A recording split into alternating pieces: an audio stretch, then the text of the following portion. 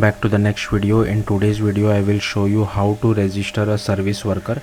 So if you don't know what a service worker is, it is basically used in web development for background operations. And service worker, firstly it requires a web server, so for that I have installed this live server because for local development you can use that, or if you are using any kind of a framework like Angular, Vue, React, those frameworks come with a web server, so you won't need it. But I have kept it very simple. I am using vanilla HTML, CSS, JavaScript. Also, service worker should be inside, it should be at the root of your project. Like, you can place it within any folder, but if you place it within any folder, then that service worker will be only applicable to that particular folder. So to apply it for the whole app, it's better to keep it at the root of your project. Next, it does the operation on a background thread. So that's the advantage of service worker, and I think it's mostly used for PWA related stuff like progressive web app and network related stuff.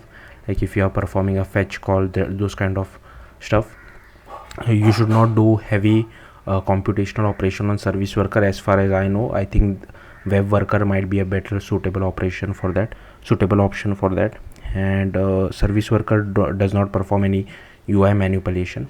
So here is my index.html file, and here you can see I am referencing my background.js file. And if you go to my background.js, all it does is register our service worker. So this is how you register our service worker. And if you see inside my service worker, all I am doing is that I am listening for this push event. So I will do a simulation of push, like this is not a real push notification. This is just used for development purposes. Don't use it in production. Later on in future videos we will see how to do actual stuff with service worker, but here I'm just doing a push. And also make sure you have installed Google Chrome for this, because the debugging tools for Safari and Firefox are not really good for service workers. So here you can see so our service worker is registered as soon as you create this file and you write this bit of code. This bit of code, like listening for push, is just for testing purposes. So now if I have started my live server, and if I go to my particular URL, if you navigate to your applications tab, go to service worker, here you can see my service worker is activated and running. Now to simulate this push event, from over here you can just click on this push button, and inside the console you would see this message, we received a push message. So again, this is only a simulation, don't use it for real purposes. So if I click on push, and if I go to console, here you can see we received a push message.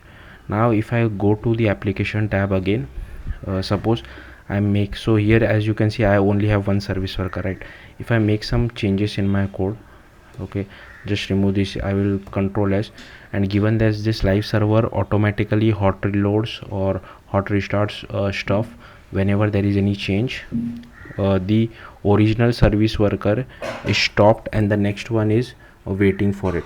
So currently in future videos I will show you how to update the service worker as well, in case your code changes, and delete the existing one. But for now, if you are trying to push it and not able to see the console log, you can stop the current one and skip waiting the next one, so that the next one is started automatically.